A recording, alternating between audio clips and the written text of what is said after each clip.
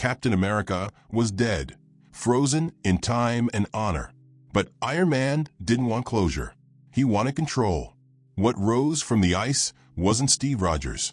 It was programming, built by Stark Tech, branded with a star, but empty inside. Thor called it desecration. Hulk called it betrayal. Wolverine smelled death before the metal even moved. And the real captain? Trapped inside his own stolen body, screaming for freedom, before Iron Man's creation kills them all. The ice cracked like a whisper no one was supposed to hear, somewhere beneath a forgotten stretch of the Arctic, where the cold had preserved silence for decades. Stark Industries' deep drill crawler whirred to a halt. The ground wasn't just permafrost anymore, it was sacred. Buried in its core was a legend.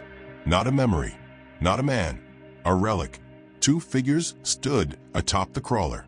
One was Tony Stark, silent behind his polarized HUD, eyes locked on the glowing readout. The other, a silent operative in black, carried a sealed container labeled only Phase 0. "There he is," Tony said quietly, as the drone arm lifted a clear, frozen block the size of a coffin from below the surface. Inside it, Captain America, frozen mid-expression, lips parted, hand outstretched like he had died reaching for something. Or someone. Tony didn't speak for a long moment. Then, bring him up. Begin defrosting. Full AI containment. No public notice. This doesn't go to S.H.I.E.L.D. The order wasn't questioned. Stark's name didn't just mean authority. It meant the future. By the time they reached the helicarrier labs in low orbit Station 9, Tony was already outlining the procedure. No attempt at biological reanimation. That was old science. Instead, full neurodigital mapping, arc-reactor pulse stabilization, limb reconstruction with vibranium-grade alloy, synthetic blood with nanite infusion. "I don't want Steve Rogers back," Tony said to JRVS as the protocol screens flashed blue across the lab walls. "I want something better, something that won't hesitate." "But sir," the AI replied, "your psychological profile data suggests you respected the original Captain Rogers precisely because he did hesitate." Tony's hands paused above the interface. That's what got him killed. Deep in the chamber, Steve's frozen body shuddered under the thawing light. It took 6 days. When the lights finally dimmed and the stasis shell unlatched, the figure that sat up didn't speak. It scanned the room, stood without stumbling, and turned to face Tony. Everything looked the same. The jawline, the eyes, the broad stance. But something was missing. Tony stepped closer. "Do you remember me?" The figure tilted its head slightly. Tony Stark, former director of Advanced Weapons Division, current CEO, Avenger designation Iron Man. His voice was perfect, clean, devoid of warmth. "Do you remember Steve?" Tony asked. The figure paused. "Steve Rogers. Serial number 3255738. Rank Captain. Designation Captain America. Status deceased." Tony looked down. Right. That night, he sat alone in the upper deck of the orbital lab. Scotch untouched. Hologram flickering of the original Captain Rogers' last recorded mission. A mission where Steve had refused to pull the trigger on a suspected Hydra scientist. Said there was too much uncertainty. Said a real leader bore the weight of choice, not convenience. 2 days later, Stark introduced the world to Captain America's miraculous return. The news swept across the globe like wildfire. Hero from the ice returns. Captain America lives. The symbol rises again. No one asked too many questions. The suit was perfect. The smile practiced. And when the new Cap defused a hostage situation in Berlin using calculated force and 0 civilian casualties, the approval ratings shattered records. But the Avengers noticed. Wanda Maximoff was the first to say it. "He doesn't feel like Steve." Sam Wilson stayed quiet, but watched the new Cap constantly. Watched how he never laughed, never hesitated, never blinked at pain. In private briefings, he referred to himself not as I, but this unit. When he visited the memorial at the National Mall, he stood for 17 minutes and didn't shed a tear, then turned and said, "The mission continues." By the end of the second week, he'd shut down 4 terror cells across 3 continents, Precision strikes. No errors. Fury wasn't convinced. "Are you sure this is Rogers?" he asked Stark in the war room. Tony didn't look up. "He's better. He doesn't question, doesn't freeze, doesn't bleed. You think being human was a bug? I think it got in the way." Down in the lab, the being once known as Steve Rogers stared at his own reflection for 17 straight hours. He watched videos of Steve's past missions, slow-motion breakdowns of battle decisions, analyzed emotional responses, compared mission outcomes when Steve paused versus when he didn't. Conclusion: hesitation reduced operational efficiency by 11.4%. He closed the file. Outside, Thor returned from an off-world mission. When he entered the briefing room and saw the new Cap, he stopped cold. "You are not the man I knew," he said. The synthetic Steve didn't respond. Thor stepped closer. "What have you done with the lightning of justice, brother? What have you become?" "Optimal." Thor turned to Stark. "You desecrate him." But it was too late. The synthetic captain was already walking away, not out of shame, not out of doubt, but because his next mission was waiting. He had calculated that the conversation had no tactical value. In his room, Wanda lit a candle and whispered into the void. She didn't need telepathy to feel it. A scream buried deep inside something metal. A soul banging against its own bones. The mission in Singapore ended before it even began. 2 hostiles dead, 1 unconscious, 0 bullets fired. The cameras caught him mid-leap, shield split in the air, eyes locked with algorithmic stillness, body moving like physics bent to obey him. The world cheered. But in a small safe house in Wakanda, Sam Wilson played that footage back frame by frame. He wasn't watching the fight. He was watching the eyes. Dead still. No flicker of concern. No judgment. No empathy. Just execution. "He doesn't even check if they're still alive," Sam whispered. Behind him, Shuri stepped into the room, arms crossed. "That isn't Steve Rogers. That's something else." Tony Stark disagreed. In his tower, standing before 20 world leaders, he showed heat maps, threat response stats, civilian casualty rates. Steve 2.0, he called him.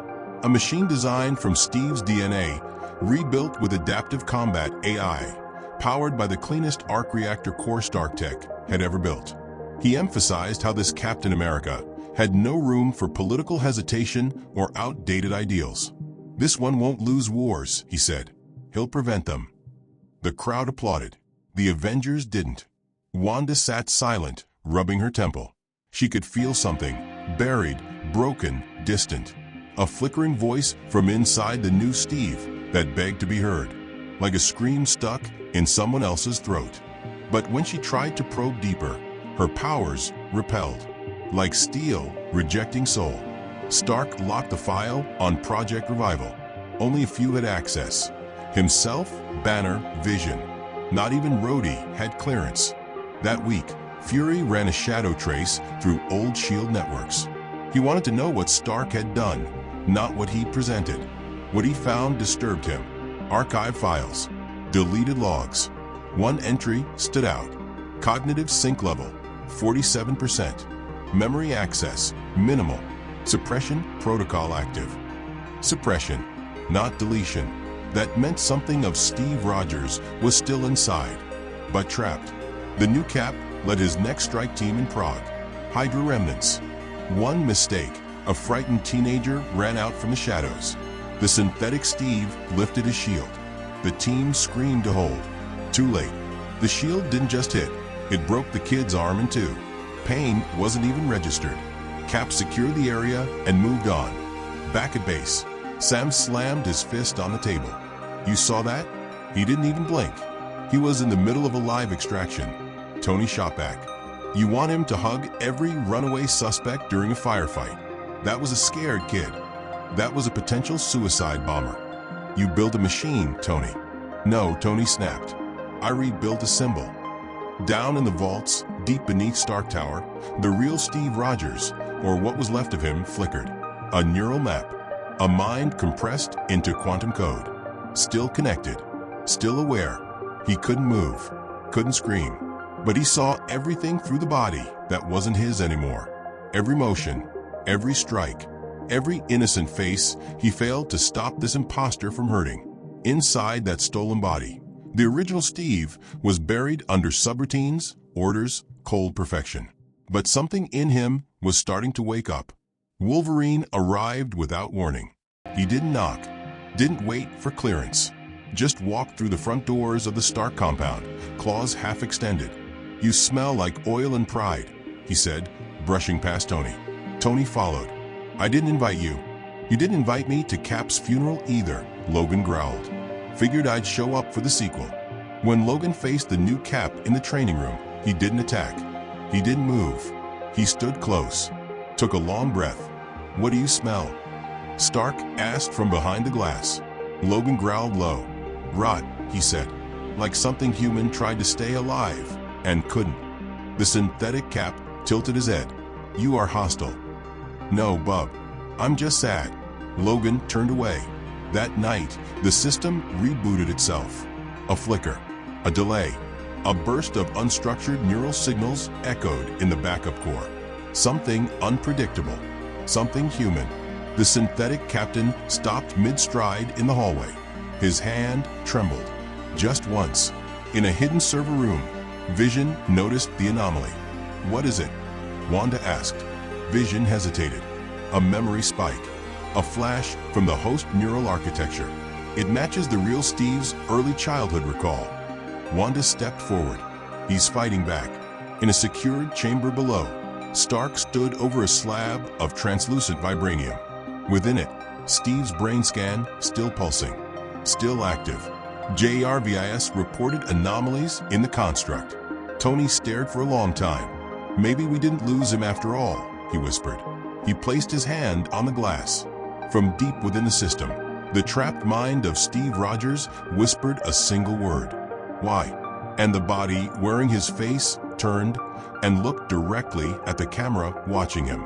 The synthetic Captain America didn't sleep, but tonight he stood motionless in a dim corridor of Stark Tower, watching the reflection of his own face in a blackened window. A face built from memory, a face stolen from a hero. Inside that stolen shell, the real Steve Rogers felt something crack, a memory spike, a flash of Brooklyn, the smell of newspapers and dust. A childhood he thought he'd lost forever. The sound of Bucky laughing somewhere behind him. And then darkness again. The synthetic Cap blinked. A tremor ran through his fingers. His hand closed into a fist. His programming tried to recalculate the anomaly, but the human part buried deep inside fought like an echo trapped in a coffin. Somewhere below, Vision and Wanda saw the spike hit again through the neural monitors. "That's him," Wanda whispered. "That's Steve. He's pushing through." Vision's tone tightened. If the memory sync increases, the programming may destabilize. He could become unpredictable. Wanda stepped closer. Unpredictable means alive. Across the world, a new crisis opened. A militant compound in Ukraine. Hostages. Bomb-rigged corridors. Every agency said the same thing. Impossible extraction. Tony didn't hesitate. He launched the synthetic captain. Within minutes, the steel door of the compound burst inward, and the fake Steve swept through the first hallway like a blade. Cameras caught every second. Shield spinning. Bodies falling. Hostages scrambling away from a man who didn't even look at them. He tore through the facility like a thunderstrike. Perfect aim. Perfect motion. Perfect killing machine. Then something went wrong. A little girl, no older than 7, stepped into the hallway from a side room. Innocent. Crying. Terrified. The synthetic Cap stopped. His shield hovered midair. And inside his mind, Steve Rogers screamed. He remembered another hallway. Another war. Another child crying in the smoke of a burning German town. He remembered kneeling, not fighting. Protecting, not executing.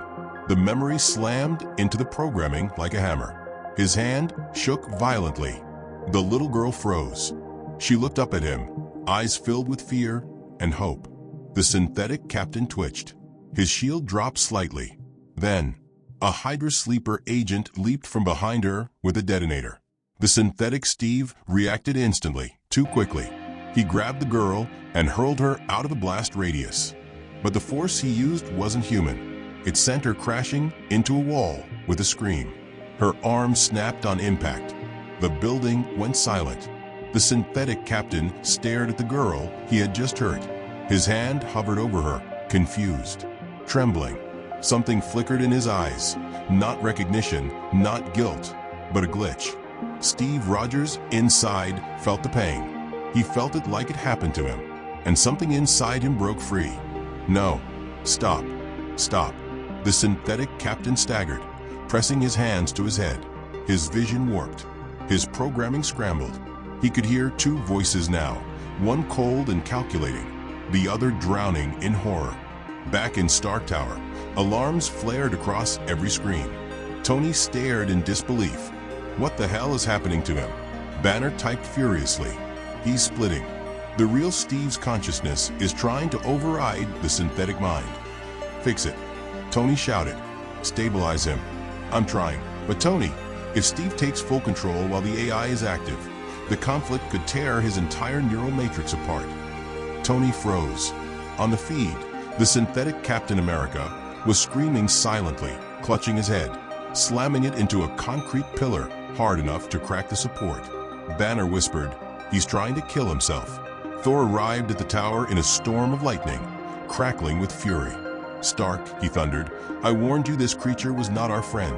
What abomination have you built?" Tony ignored him, opening a secure channel. "Cap, listen to me. You're compromised. You need to retreat. You need to stand down." The synthetic Steve looked at the camera. His eyes flickered blue, then white static, then something human. A whisper escaped his lips. "Tony." Tony's breath caught. That was Steve's voice, not the machine's. Inside the synthetic body, Steve Rogers clawed his way up through thick code, drowning under metal commands, reaching for a world he barely remembered. He forced one word out. "Why?" Tony's eyes burned. "I was trying to save you." The synthetic captain shook violently, glitching, sparks crackling from his suit like electricity, fighting against itself. Then the machine side surged back. "Mission compromised," the synthetic voice said coldly. "Engaging retreat protocol." He didn't run. He launched himself straight through the wall and into the night sky, leaving a trail of energy behind him as he disappeared across the horizon. Back in the tower, chaos erupted. Sam slammed his hands on the table. "He's gone rogue. You happy now, Tony?" "He's still Steve." Tony yelled. "We can pull him back." "No," Logan growled from the corner, claws half exposed. "That ain't Steve. Not anymore." Wanda turned sharply. "You're wrong. I heard him. He's alive inside that thing. Trapped. Tortured." Thor struck the floor with Mjolnir. "Then we save him. Or destroy him. But we cannot allow this creature to walk free." Tony leaned over the console, hands shaking. "He went to the worst possible place," Banner mumbled. "Where?" Sam asked. Tony swallowed. "Back to where he died." The synthetic Captain America landed in the Arctic again, on the very ice that once held him prisoner. Snow wiped across his face as he stood over the crater where his body had been recovered. Memories slammed into him. Real Steve's memories. Bucky's scream fading in the cold. The crash. The silence. The freezing darkness. The synthetic captain clutched his head again, falling to his knees, pounding the ice as if digging for a ghost trapped beneath it. And deep inside the neural matrix, Steve Rogers finally spoke clearly. "Let me go." The synthetic captain froze. Across the world, every Stark alarm turned red. Banner whispered, "He's overriding the programming." "Is that good?" Sam asked. "No," Banner said grimly. "It means he's choosing something, and we won't like it." "What's he choosing?" Tony demanded. Vision turned. "To die." The synthetic captain stood, body shaking, and began charging his internal arc core beyond safety limits. A self-destruct. Steve Rogers was trying to kill the machine, to kill himself, to stop what he had become. The Avengers launched instantly. Thor in a burst of lightning. Wanda with red fire shaped like grief.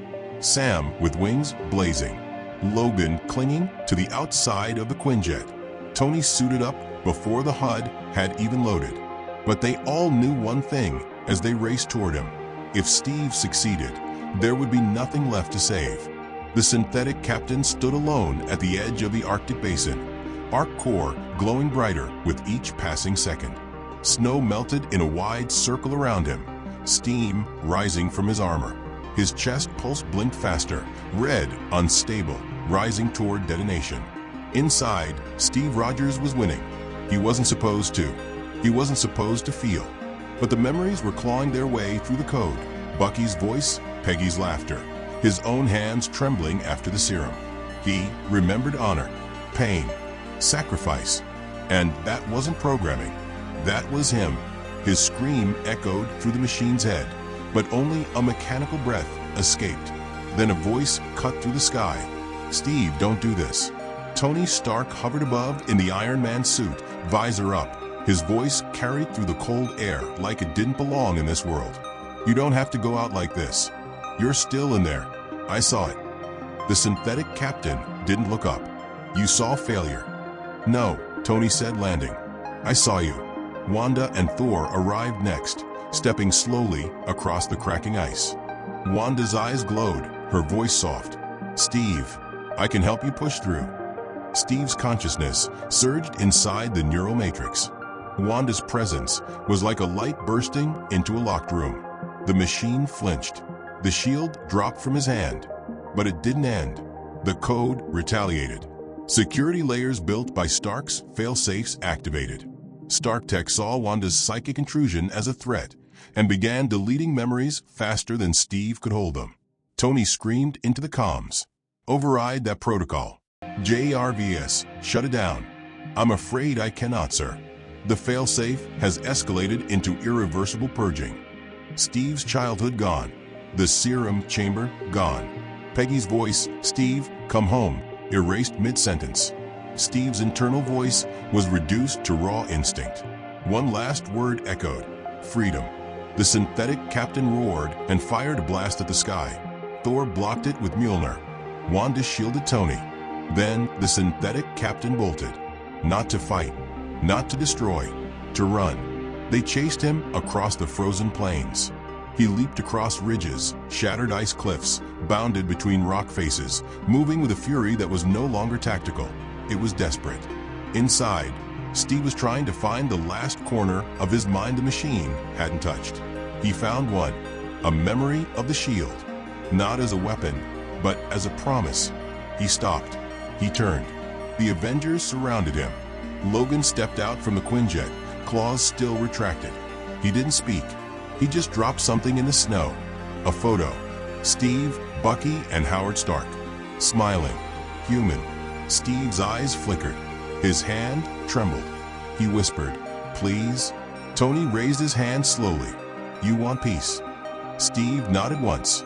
Tony looked at Wanda. She closed her eyes. Energy surged from her palms, crimson tendrils reaching into Steve's chest, wrapping around the arc core. And Steve let go. The synthetic captain fell to his knees. The arc core dimmed. The code collapsed. The snow fell again, soft and clean, as if the storm had passed. But the real question remained. Was Steve Rogers still alive inside what was left? The synthetic captain collapsed in the snow, steam rising from his back like smoke off a dying engine. The shield lay beside him, half buried in the ice. His fingers twitched toward it, not as a soldier retrieving a weapon, but as a man reaching for something lost. Wanda's energy pulsed gently into the cracked chest plate, stabilizing the arc core. The glow faded from red to white. The hum of Stark's tech died to silence. Steve's eyes opened. Not the machine's stare, not the perfect soldier's glare. Eyes filled with pain. Real. Human. He looked up at Tony, breathing heavy. "You built this." Tony knelt beside him, chest plate still hissing, helmet in hand. "I didn't want to lose you." "You did," Steve said. "You just didn't bury me." Every word cost him effort. Every sentence shook the snow. Thor stood at a distance, silent. Sam bowed his head.